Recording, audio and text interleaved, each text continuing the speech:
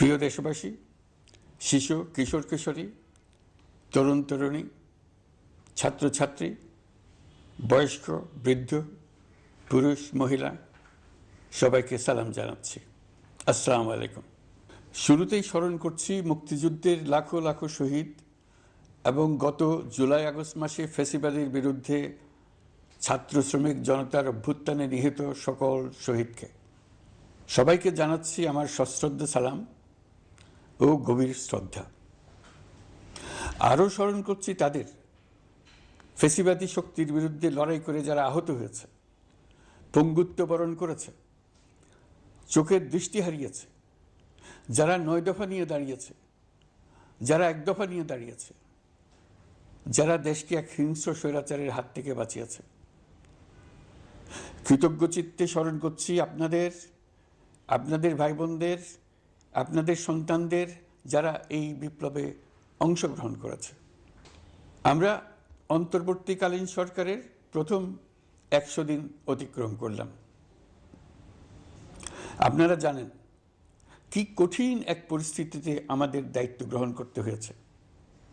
ছাত্র শ্রমিক জনতার অভূতপূর্ব গণ অভ্যুত্থানের পর ফ্যাসিস্ট সরকার প্রধান পালিয়ে গেলে দেশ সরকার শূন্য হয় সাময়িকভাবে।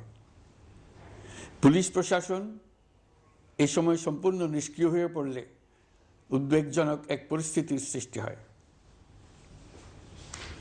স্বৈরশাসনে বিপর্যস্ত এই দেশকে আমাদের সবাইকে মিলে পুনর্গঠন করতে হচ্ছে। জুলাই আগস্ট বিপ্লবের পর আমরা এমন একটি দেশ হাতে পেয়েছি যার সর্বত্র ছিল বিশৃঙ্খলা। স্বৈরশাসন টিকিয়ে রাখতে আইন শৃঙ্খলা বাহিনীকে জনগণের মুখোমুখি দাঁড় করিয়ে দেওয়া হয়েছিল। বিপ্লব চলাকালে প্রায় 1,500 ছাত্র শ্রমিক জনতার শহীদী মৃত্যু হয়। আমাদের সরকার প্রতিটি মৃত্যুর তথ্য অত্যন্ত যত্নের সাথে জোগাড় করছে। এই বিপ্লবে আহত হয়েছে 19,931 জন। আহতদের জন্য ঢাকার 13টি হাসপাতাল সহ বিভিন্ন বিশেষায়িত হাসপাতালে চিকিৎসার ব্যবস্থা করা হয়েছে। প্রতিদিনই তালিকায় আরও নতুন নতুন শহীদের তথ্য যোগ হচ্ছে, যারা স্বৈরাচারের আক্রোশের শিকার হয়ে এই পৃথিবী ছেড়ে চলে গেছেন। প্রতিটি হত্যার বিচার আমরা করবই। জুলাই আগস্ট হত্যাকাণ্ডের বিচারের যে উদ্যোগ আমরা নিয়েছি তার কাজও বেশ ভালোভাবে এগিয়ে যাচ্ছে। পতিত স্বৈরাচার শেখ হাসিনাকেও আমরা ভারতের কাছ থেকে ফেরত চাইব। কেবল জুলাই আগস্ট হত্যাকাণ্ডই নয়, আমরা গত 15 বছরে সব অপকর্মের বিচার করব। অসংখ্য মানুষ গুম হয়েছে, খুন হয়েছে। এই সময় আমরা গুমের তদন্তে একটা কমিশন গঠন করেছি। কমিশন প্রধান আমাকে জানিয়েছেন অক্টোবর পর্যন্ত তারা 1600 গুমের তথ্য পেয়েছেন। তাদের ধারণা এই সংখ্যা 3,500 ছাড়িয়ে যাবে। অনেকেই কমিশনের কাছে গুমের অভিযোগ করতে ভয় পাচ্ছেন, এই ভেবে যে অভিযুক্ত ব্যক্তিদের দ্বারা তারা আবার আক্রান্ত হতে পারেন, ক্ষতিগ্রস্ত হতে পারেন। আমি আপনাদের আশ্বস্ত করতে চাই, আপনারা দ্বিধাহীন চিত্তে কমিশনকে আপনাদের অভিযোগ জানান। কারো সাধ্য নাই আপনাদের গায়ে আবার হাত দেয়। গুম কমিশনের সদস্যদের কাছে ভুক্তভোগীদের যে বিবরণ আমরা পেয়েছি তা অত্যন্ত মর্মান্তিক। জুলাই আগস্টের বিপ্লবের পর ছাত্রছাত্রীরা শহর বন্দরের দেয়ালে দেয়ালে তাদের মনের কথা লিখেছে।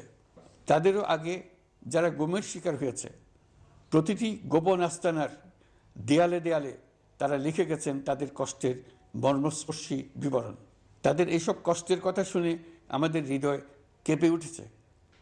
এসবের সঙ্গে জড়িতদের আমরা বিচারের কাঠগড়ায় দাঁড় করাবই। অভিযুক্ত যত শক্তিশালী হোক, যে বাহিনীরই হোক, তাকে ছাড় দেওয়ার কোনো সুযোগ নেই। কেবল দেশে নয়, গুম, খুন ও জুলাই আগস্ট গণহত্যার সাথে জড়িতদের আমরা আন্তর্জাতিক আদালতেও বিচারের উদ্যোগ নিয়েছি। ইন্টারন্যাশনাল ক্রিমিনাল কোর্টের প্রধান কৌঁসুলি করিম খানের সঙ্গে আমার এই ব্যাপারে ইতিমধ্যে কথা হয়েছে। আইন শৃঙ্খলা রক্ষাকারী বাহিনীগুলোর কোনো সদস্য কিংবা অন্য কেউ যাতে হত্যা, গুম সহ এই ধরনের কোনো অপরাধে জড়িয়ে পড়তে না পারে, এই জন্য আমরা গুম বিরোধী আন্তর্জাতিক সনদে স্বাক্ষর করেছি। আপনারা দেখেছেন জাতিসংঘের আন্তর্জাতিক মানবাধিকার বিষয়ক হাই কমিশনার ফলকার তুর্ক সম্প্রতি বাংলাদেশ সফর করেছেন। জাতিসংঘ জুলাই আগস্ট হত্যাকাণ্ডের তদন্তে আমাদের সহযোগিতার হাত বাড়িয়ে দিয়েছেন। ডিসেম্বর প্রথম সপ্তাহে তারা আমাদেরকে তাদের রিপোর্ট হস্তান্তর করার প্রতিশ্রুতি দিয়েছে। অতীতের গুমের ঘটনাগুলো তদন্ত কাজেও আমরা নিয়মিত তাদের সঙ্গে যোগাযোগ রক্ষা করে চলেছি। মানবাধিকার রক্ষায় সহযোগিতা করতে ঢাকায় তারা তাদের জনবল বাড়ানোর প্রস্তাব দিয়েছে। আমরা এই প্রস্তাব গ্রহণ করেছি। প্রিয় দেশবাসী, আমি আগেও জানিয়েছি, আবারও জানাচ্ছি, গণ অভ্যুত্থানে সকল শহীদদের পরিবারকে পুনর্বাসন করা হবে, একজনও বাদ যাবে না। সকল আহত শিক্ষার্থী, শ্রমিক, জনতার চিকিৎসার সম্পূর্ণ ব্যয় সরকার বহন করবে। আহতদের দীর্ঘমেয়াদী এবং ব্যয়বহুল চিকিৎসা এবং শহীদদের পরিবারের দেখাশোনার জন্য স্বাস্থ্য মন্ত্রণালয়ের নেতৃত্বে একটি পূর্ণাঙ্গ তালিকা প্রস্তুত করা হয়েছে। প্রতিটি শহীদ পরিবারকে সরকারের পক্ষ থেকে 30 লক্ষ টাকা দেওয়া হচ্ছে। যারা বুলেটের আঘাতে তাদের দৃষ্টিশক্তি হারিয়েছেন, তাদের চিকিৎসার জন্য নেপাল থেকে কর্নিয়া আনার ব্যবস্থা করা হয়েছে এবং যাদের প্রয়োজন তাদেরকে সরকারের পক্ষ থেকে বিদেশে চিকিৎসার জন্য পাঠানো হচ্ছে। জুলাই অভ্যুত্থানের কোনো শহীদ এবং আহত ছাত্র, শ্রমিক চিকিৎসা সেবা এবং পুনর্বাসন পরিকল্পনা থেকে বাদ যাবে না। এটি অন্তর্বর্তীকালীন সরকারের অঙ্গীকার। এই গণ অভ্যুত্থানের শহীদের স্মৃতি ধরে রাখতে গঠিত জুলাই শহীদ স্মৃতি ফাউন্ডেশন বেশ পাকাপোক্তভাবে তাদের কাজ শুরু করেছে। এই ফাউন্ডেশনকে সরকার 100 কোটি টাকা অনুদান দিয়েছে।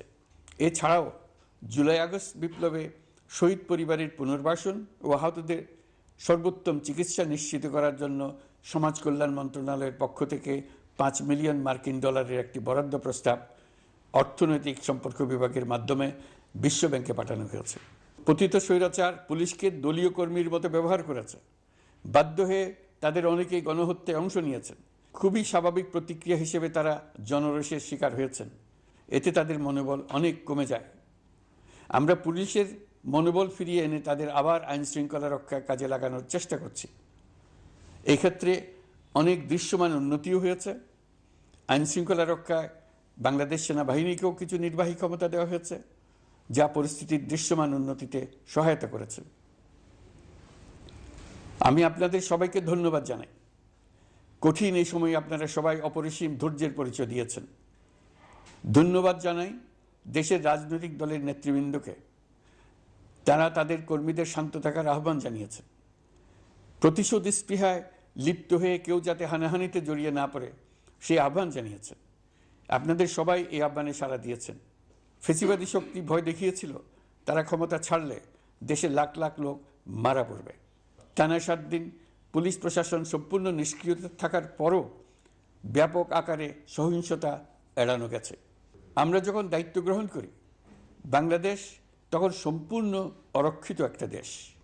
এই সময় ধর্মীয় সংখ্যালঘুদের মধ্যে অহেতুক আতঙ্ক ছড়ানোর চেষ্টা করা হয়েছে। কয়েকটি ক্ষেত্রে তারা সহিংসতারও শিকার হয়েছেন। কিন্তু এটা নিয়ে যেসব প্রচারণা হয়েছে তা ছিল সম্পূর্ণ অতিরঞ্জিত। অল্প যে সমস্ত সহিংসতার ঘটনা ঘটেছে তার মূল কারণ ছিল রাজনৈতিক। কিন্তু এইসব ঘটনাকে ধর্মীয় আবরণ দিয়ে বাংলাদেশকে নতুন করে অস্থিতিশীল করে তোলার চেষ্টা করা হয়েছে। আপনাদের সবার সহযোগিতায় আমরা দৃঢ়ভাবে এই পরিস্থিতি সামাল দিয়েছি। আমাদের দায়িত্ব গ্রহণের 2 মাসের মাথায় দেশে দুর্গাপূজা উদযাপিত হয়েছে প্রায় 32,000 পূজা মণ্ডপে। দুর্গাপূজা উপলক্ষে নির্বাহী আদেশে একদিন অতিরিক্ত ছুটি ঘোষণা করা হয়, যা উৎসবের আমেজকে অনেক গুণ বাড়িয়ে দেয়। দুর্গাপূজাকে ঘিরে আমরা ব্যাপক নিরাপত্তা প্রস্তুতি নিই, যার ফলে দেশের হিন্দু সম্প্রদায় নির্বিঘ্নে তাদের উৎসব পালন করেছে। আমরা দায়িত্বে আসার পর যে অল্প কিছু ক্ষেত্রে তারা সহিংসতার শিকার হয়েছেন, আমরা তার প্রতিটি ঘটনার তদন্ত করেছি। শুধু হিন্দু সম্প্রদায় নয়, দেশের কোনো মানুষই যাতে কোনো রকম সহিংসতার শিকার না হয় সেই জন্য আমরা যথাসাধ্য চেষ্টা করছি এবং সবসময় সে চেষ্টা করে যেতে থাকব। আপনারা জানেন, চলতি বছর বাংলাদেশের বিভিন্ন অঞ্চলে 6টি বন্যা হয়েছে। আপনাদের সবার সহযোগিতায় আমরা এই বন্যা মোকাবেলা করেছি। বাংলাদেশের দেশপ্রেমিক সশস্ত্র বাহিনী বন্যা মোকাবেলায় জনগণের সাথে কাঁধে কাঁধ মিলিয়ে কাজ করেছে। বন্যা মোকাবেলা ও বন্যা পরবর্তী পুনর্বাসনের লক্ষ্যে বিশ্বব্যাংকের $250 মিলিয়ন অনুদান এবং স্থানীয় অনুদানের মাধ্যমে 100 কোটি টাকারও বেশি অর্থ সংগ্রহ করা হয়েছে। বন্যার ফলে অনেক জায়গায় ফসলহানি হয়েছে, ব্যাহত হয়েছে পণ্য সরবরাহ শৃঙ্খল। বন্যা পরবর্তী সময়ে বাজারে শাকসবজি সহ নিত্য প্রয়োজনীয় পণ্যের দাম বেড়েছে, ফলে আপনাদের কষ্ট হয়েছে। নিত্য পণ্যের দাম সহনীয় পর্যায়ে রাখতে আমরা যথাসাধ্য চেষ্টা করছি। বাজারে ডিমের সরবরাহ বাড়ানোর জন্য আমরা 9.5 কোটি ডিম আমদানির অনুমতি দিয়েছি। এই জন্য প্রয়োজনীয় শুল্ক ছাড়ও দেওয়া হয়েছে। মধ্যস্বত্বভোগীদের দৌরাত্ম্য কমিয়ে ডিমের উৎপাদকরা যাতে সরাসরি বাজারে ডিম সরবরাহ করতে পারে সেই উদ্যোগও নেওয়া হয়েছে। মানুষ যাতে স্বল্প মূল্যে কৃষিপণ্য কিনতে পারে সেজন্য রাজধানী সহ বিভিন্ন স্পটে সরকারি কিছু পণ্য বিক্রি করা হচ্ছে। টিসিবির মাধ্যমে 1 কোটি নিম্ন আয়ের ফ্যামিলি কার্ডের মধ্যে 57 লাখকে স্মার্ট কার্ডে রূপান্তরিত করা হয়েছে।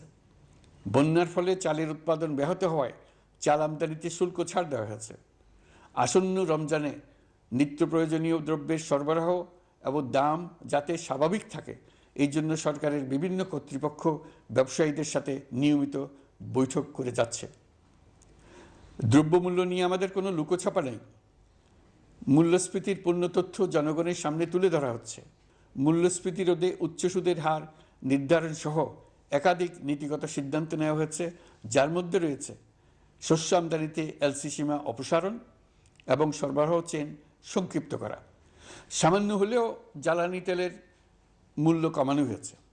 শিল্প কারখানায় গ্যাসের সরবরাহ বাড়ানোর উদ্যোগ নেওয়া হয়েছে যাতে স্থানীয় পর্যায়ে উৎপাদন ব্যাহত না হয় এবং রপ্তানি ক্ষতিগ্রস্ত না হয়। গণশুনানি ছাড়া নির্বাহী আদেশে বিদ্যুৎ গ্যাসের দাম না বাড়ানোর সিদ্ধান্ত নেওয়া হয়েছে। পরিবহন খাতে চাঁদাবাজি বন্ধের চেষ্টা করা হচ্ছে। আমরা আশা করি বাজারে পণ্যমূল্য কমিয়ে আনতে এটা ভূমিকা রাখবে। নেপাল থেকে পানি বিদ্যুৎ বাংলাদেশে আনার ব্যবস্থা করা হয়েছে। দৈনন্দিন রাষ্ট্র পরিচালনার পাশাপাশি আমাদের ভবিষ্যতের বাংলাদেশ বিনির্মাণের কথাও ভাবতে হচ্ছে। আপনারা সবাই জানেন আমাদের সবচেয়ে গুরুত্বপূর্ণ কাজ হচ্ছে একটি অবাধ সুষ্ঠু নির্বাচন আয়োজনের মধ্য দিয়ে নির্বাচিত সরকারের কাছে দায়িত্ব হস্তান্তর। আমরা রাজনৈতিক দলগুলোর সঙ্গে আমাদের নিয়মিত যোগাযোগ অব্যাহত রেখেছি। বিভিন্ন ইস্যুতে তাদের মতামত নিয়ে যাচ্ছি। সরকারের সিদ্ধান্ত গ্রহণে এসব মতামত অনেকাংশে প্রতিফলিত হচ্ছে। চলমান সংস্কার প্রক্রিয়ায় তাদের প্রতিটি মতামত সক্রিয়ভাবে বিবেচনায় নেওয়া হচ্ছে। আমরা আশা করছি নির্ধারিত সময়ে ডিসেম্বর-জানুয়ারির মধ্যেই সংস্কার কমিশনগুলো তাদের সুপারিশমালা সরকারের কাছে পেশ করতে পারবে। তাদের সুপারিশ নিয়ে আমরা রাজনৈতিক দলগুলোর সঙ্গে ক্রমাগতভাবে আলোচনায় বসব। সকলের ঐক্যমত্যের ভিত্তিতেই আমরা সংস্কার প্রস্তাব চূড়ান্ত করব। নির্বাচন কবে হবে এই প্রশ্ন আপনাদের সবার মনেই আছে, আমাদের মনেও সারাক্ষণ আছে। আপনারা লক্ষ্য করেছেন নির্বাচন আয়োজনের লক্ষ্যে আমরা প্রয়োজনীয় পদক্ষেপ নিতে শুরু করেছি। কয়েকদিনের মধ্যে নির্বাচন কমিশন গঠন হয়ে যাবে। তারপর থেকে নির্বাচন আয়োজন করার সমস্ত দায়িত্ব তাদের উপর বর্তাবে। নির্বাচন কমিশন ভোটার তালিকা হালনাগাদ সহ আরও কিছু কাজ শুরু করে দিতে পারবে, যা একটা অবাধ নির্বাচনের সাথে সরাসরি সম্পৃক্ত। প্রথমবারের মতো প্রবাসী বাংলাদেশিরা পোস্টাল ব্যালটের মাধ্যমে যাতে তাদের ভোটাধিকার প্রয়োগ করতে পারে সে লক্ষ্যেও সরকার কাজ করছে। তবে আমরা মনে করি না যে একটা নির্বাচন কমিশন গঠন করে দিলেই নির্বাচন আয়োজনে আমাদের দায়িত্ব শেষ। রাষ্ট্র ব্যবস্থায় সংস্কার আমাদের এই সরকারের অন্যতম অঙ্গীকার। আপনারাই আমাদেরকে এই ম্যান্ডেট দিয়েছেন। যেই 6টি সংস্কার কমিশন আমরা শুরুতে গঠন করেছিলাম তারা ইতিমধ্যে তাদের কার্যক্রম অনেক দূর এগিয়ে নিয়েছে। বিভিন্ন গণমাধ্যমে আপনারা তাদের কার্যক্রমের আপডেটও দেখছেন। কয়েকটি সংস্কার কমিশন ডিজিটাল প্ল্যাটফর্ম গঠন করেছে। আমার অনুরোধ আপনারা এই প্ল্যাটফর্মে উৎসাহ সহকারে আপনাদের মতামত জানাতে থাকুন। প্রথম 6টি সংস্কার কমিশনের মধ্যে একটি হলো নির্বাচন সংস্কার কমিশন। নির্বাচন অনুষ্ঠানের জন্য এই কমিশনের সুপারিশমালা অত্যন্ত জরুরি। তাদের প্ল্যাটফর্মে যান, আপনার মতামত খোলাখুলিভাবে তুলে ধরুন। আপনি দেশের মালিক, আপনি বলে দিন আপনি কি চান, কিভাবে চান। নির্বাচন নিয়ে আপনাদের সকল বক্তব্য বিনা দ্বিধায় বলতে থাকুন। আপনার মনের কথা তুলে ধরুন। আমার অনুরোধ, সংস্কারের কথাটাও একই সঙ্গে বলুন। সংস্কারকে পাশ কাটিয়ে যাবেন না। নির্বাচনের কথা বলার সঙ্গে নির্বাচন ও অন্যান্য ক্ষেত্রে সংস্কারের কথাটিও বলুন। সংস্কার হলো জাতির দীর্ঘমেয়াদী জীবনী শক্তি। সংস্কার জাতিকে, বিশেষ করে আমাদের তরুণ তরুণীদের, নতুন পৃথিবী সৃষ্টির সুযোগ দেবে। জাতিকে বঞ্চিত করবেন না। নির্বাচন আয়োজনে যে সংস্কার কমিশনের সুপারিশমালায় রাজনৈতিক দলসমূহ এবং দেশের সকল মানুষের মতামত অপরিহার্য, সেই কমিশন হলো সংবিধান সংস্কার কমিশন। এই সুপারিশমালার যে অংশ সকলের কাছে গ্রহণযোগ্য হবে তার ভিত্তিতে নির্বাচনী আইন সংশোধন করতে হবে। সমান্তরালভাবে ভোটার তালিকাও হালনাগাদ করার প্রক্রিয়া চলতে থাকবে। আমি নিশ্চিত নই সংস্কার প্রস্তাবসমূহ বাস্তবায়নের সুযোগ আমরা কতটুকু পাব। তবে আমি আপনাদের কথা দিচ্ছি, আপনারা সুযোগ দিলে প্রয়োজনীয় কিছু অত্যাবশ্যকীয় সংস্কার কাজ শেষ করেই আমরা আপনাদের কাঙ্ক্ষিত নির্বাচন আয়োজন করব। ততদিন পর্যন্ত আমি আপনাদের ধৈর্য ধারণ করার অনুরোধ করব। আমরা চাইব আমরা যেন এমন একটি নির্বাচন ব্যবস্থা সৃষ্টি করতে পারি যা যুগ যুগ ধরে অনুসরণ করা যাবে।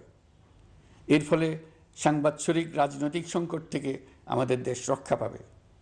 এই জন্য প্রয়োজনীয় সময়টুকু আমি আপনাদের কাছ থেকে চেয়ে নিচ্ছি। নির্বাচনী সংস্কারের সিদ্ধান্ত হয়ে গেলে খুব দ্রুত আপনারা নির্বাচনের রোডম্যাপও পেয়ে যাবেন।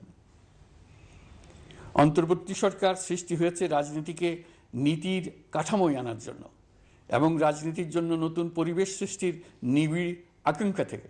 এই আকাঙ্ক্ষা পূরণ করা থেকে জাতিকে বঞ্চিত করবেন না।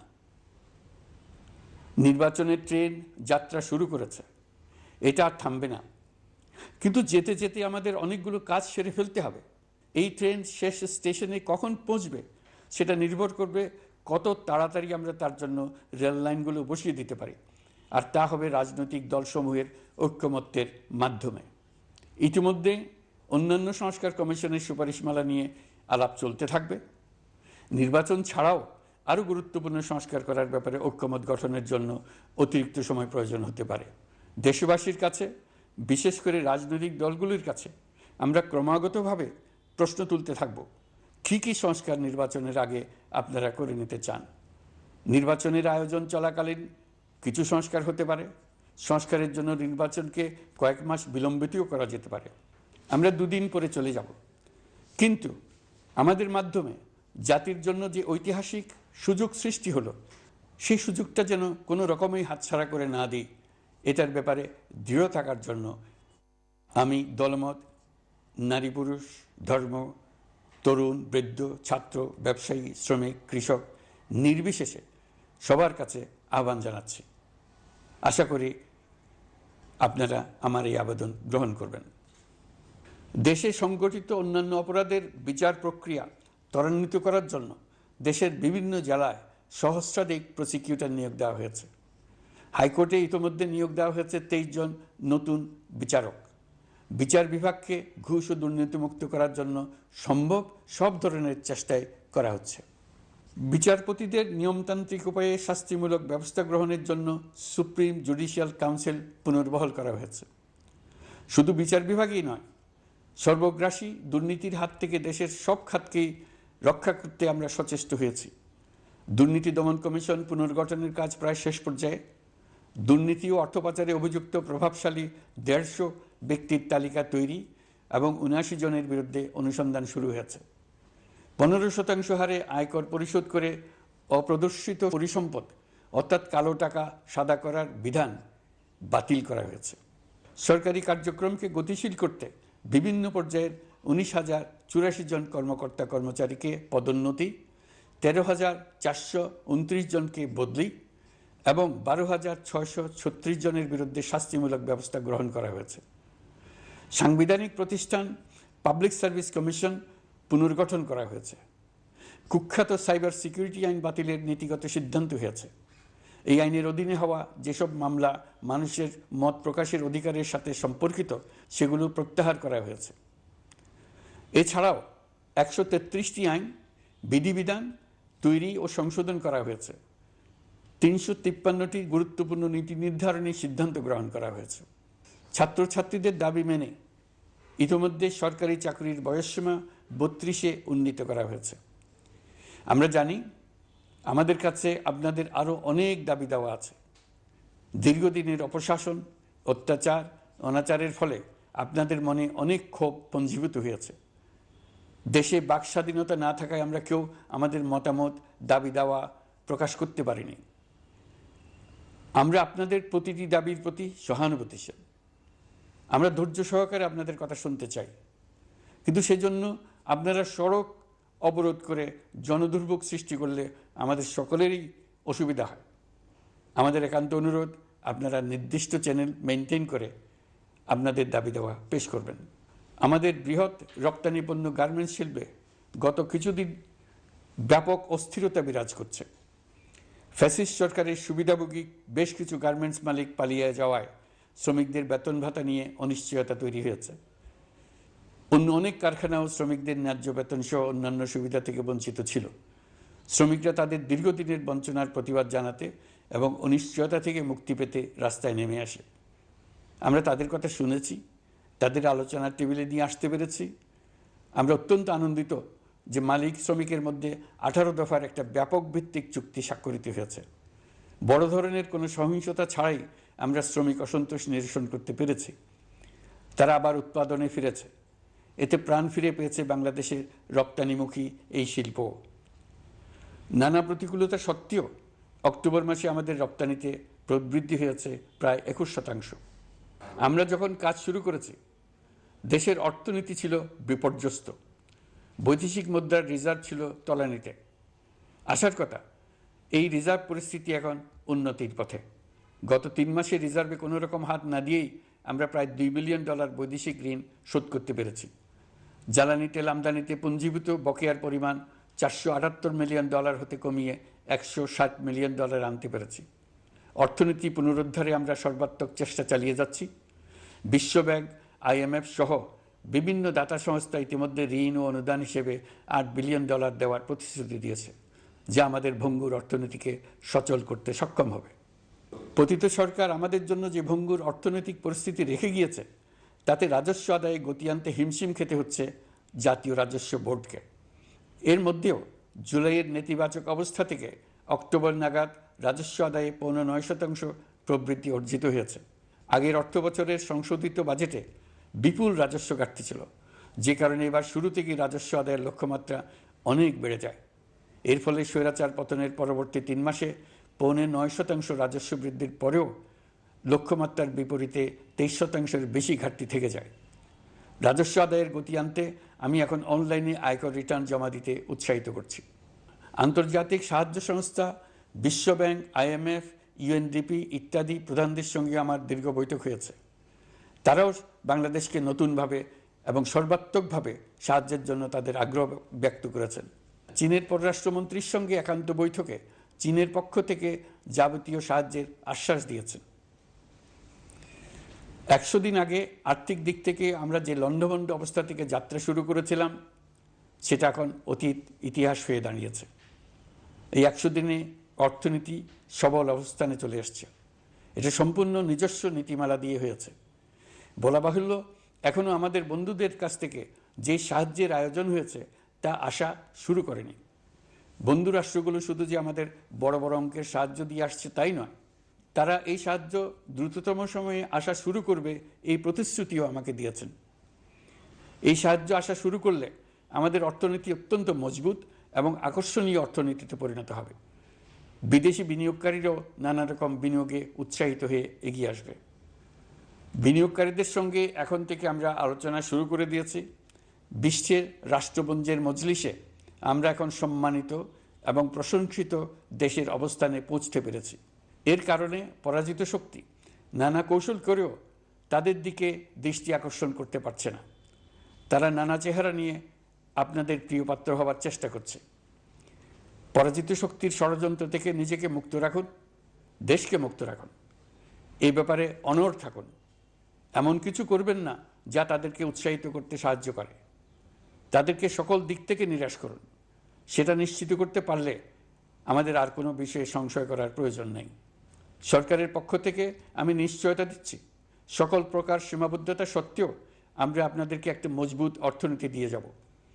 ভবিষ্যতে চলার পথকে সহজগম্য করে যাব, নাগরিক অধিকারসমূহ নিশ্চিত করে যাব। বিপক্ষ শক্তি যত শক্তিশালী হোক, নাশকতার যত রকম উদ্ভট পরিকল্পনাই করুক, সব কিছু নস্যাৎ করার জন্য প্রস্তুত থাকুন। এবার যে মুক্তি আমরা অর্জন করেছি তা আমাদের কাছ থেকে কেউ যেন ছিনিয়ে নিতে না পারে, তার জন্য সর্বমুহূর্তে প্রস্তুত থাকুন।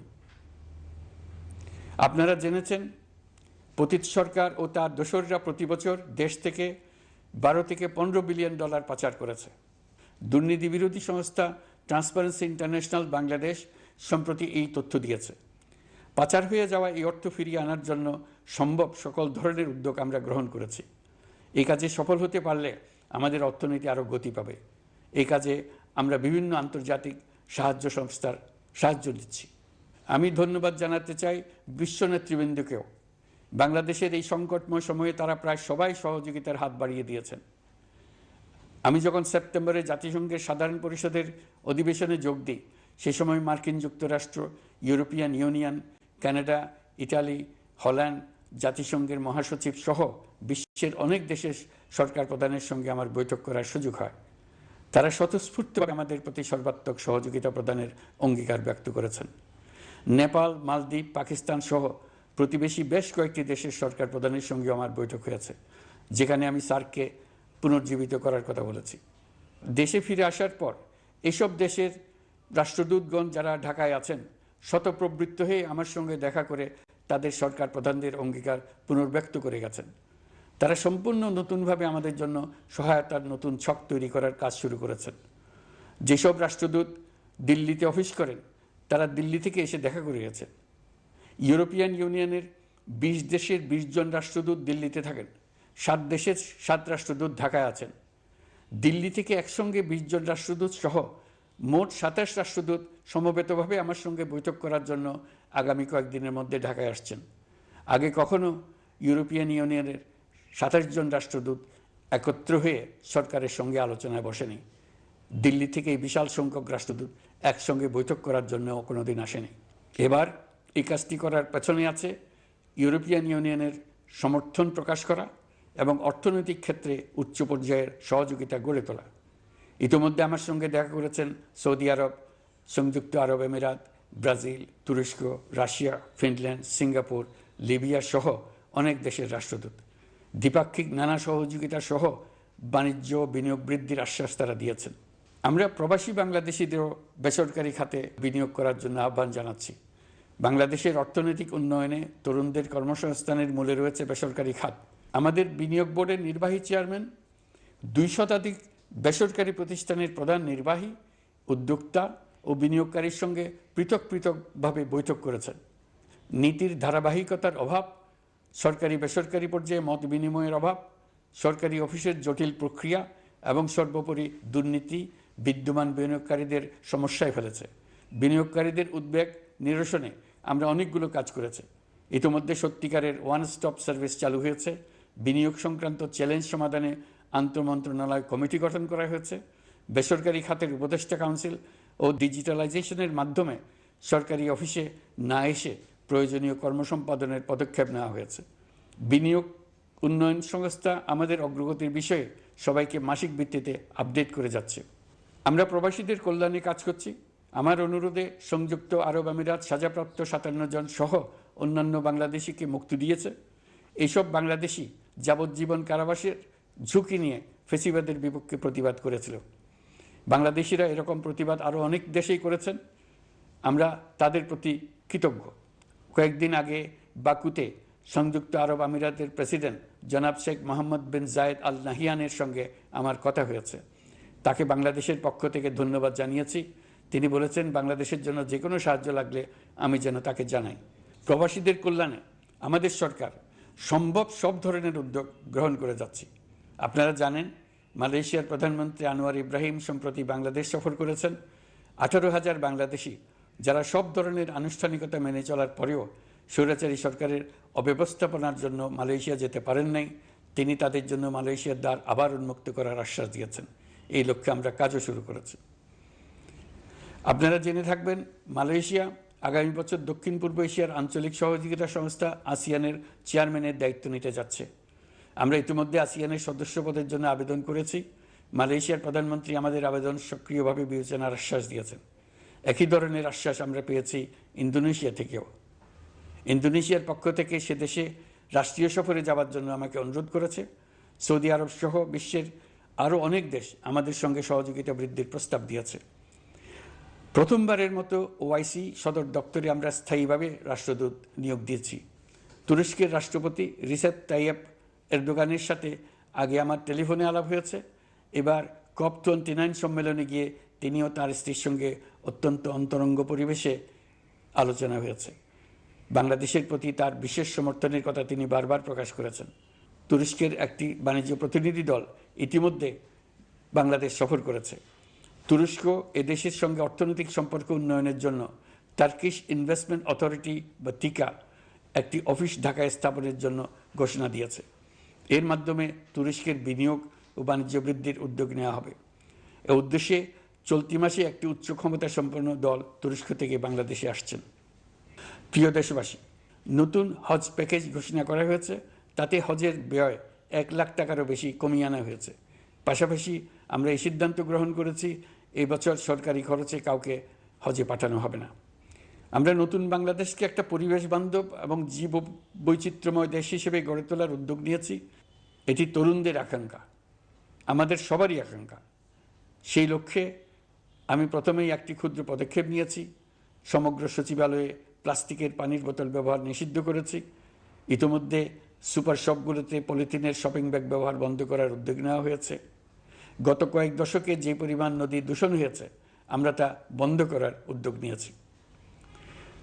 আপনারা সবাই অবগত আছেন, জলবায়ু পরিবর্তন আমাদের জীবনযাত্রার জন্য কীরকম হুমকি হয়ে আসছে। গত 1 বছরে বাংলাদেশ প্রায় 15টি প্রাকৃতিক দুর্যোগের শিকার হয়েছে। মানুষের সৃষ্ট নানাবিধ দুর্যোগের পাশাপাশি এসব প্রাকৃতিক দুর্যোগের বিপক্ষেও আমাদের লড়তে হচ্ছে। আজারবাইজানে জলবায়ু সম্মেলনে বিশ্ব নেতৃবৃন্দকে আমি আমার উদ্যোগের কথা জানিয়েছি। সেখানে জাতিসংঘের মহাসচিব, ইউরোপ, এশিয়া, আফ্রিকার অনেক সরকার প্রধানের সঙ্গে আমার দেখা হয়েছে। যতটুকু আলাপ আলোচনা সম্ভব হয়েছে, আমি সবার কাছে জলবায়ুর প্রতিকূল প্রভাব মোকাবেলা সহ গণতান্ত্রিক উত্তরণের পথে বাংলাদেশের অগ্রযাত্রায় সহযোগিতা চেয়েছি। তারা সবাই সহযোগিতার অঙ্গীকার করেছেন। গত 100 দিনে আমরা অনেক কল্যাণমূলক কাজ করেছি, যা এখানে স্বল্প পরিসরে বর্ণনা করা সম্ভব নয়। আমাদের সরকার স্বচ্ছতা ও জবাবদিহিতায় বিশ্বাসী। তাই আমি সরকারের সকল মন্ত্রণালয়কে নির্দেশ দিয়েছি তাদের নিজ নিজ কাজের বিস্তারিত বিবরণ নিজেদের ওয়েবসাইট ও সামাজিক যোগাযোগ মাধ্যমে প্রকাশ করার জন্য। আমি আমার দপ্তরকেও বলেছি সরকারের সব কাজের বিবরণ যাতে জনগণ জানতে পারে, এই জন্য যেন প্রয়োজনীয় পদক্ষেপ নেওয়া হয়। এই সরকারকে ব্যর্থ করার জন্য, অকার্যকর করার জন্য বিশাল অর্থে বিশ্বব্যাপী এবং দেশের প্রতিটি স্থানে, প্রতিটি প্রতিষ্ঠানে এক মহাপরিকল্পনা প্রতি মুহূর্তে কার্যকর রয়েছে। তাদের একটি বড় প্রচেষ্টা হচ্ছে আমাদের মধ্যে বিভেদ সৃষ্টি করা। পতিত সরকারের নেতৃবৃন্দ যারা এদেশ থেকে বিপুল পরিমাণ অর্থ পাচার করে নিয়ে গেছে, সেই অর্থে বলীয়ান হয়ে তারা দেশে ফিরে আসার জন্য চেষ্টা করে যাচ্ছে। তাদেরকে কিছুতেই সফল হতে দেবেন না। তারা সফল হওয়া মানে জাতির মৃত্যু, জাতি হিসেবে আমাদের অবসান। সাবধান থাকুন। তাদের সকল হীন প্রচেষ্টাকে আমাদের ঐক্যের মাধ্যমে নস্যাৎ করে দেন, যেভাবে নস্যাৎ করেছিলেন তাদের বন্দুকের গুলিকে, তাদের আয়নাঘরকে, প্রতি পায়ে তাদের অনাচারের শিকলকে। এ ব্যাপারে সবাই একমত থাকুন, ঐক্যবদ্ধ থাকুন। আপনারা সবাই ভালো থাকবেন। দেশের সকল শিশু, কিশোর কিশোরী, তরুণ তরুণী, ছাত্রছাত্রী, বয়স্ক, বৃদ্ধ, পুরুষ, মহিলা সবাইকে আমার সালাম জানাচ্ছি। আসসালামু আলাইকুম। মহান আল্লাহ আমাদের সহায় হন। খুদা হাফেজ।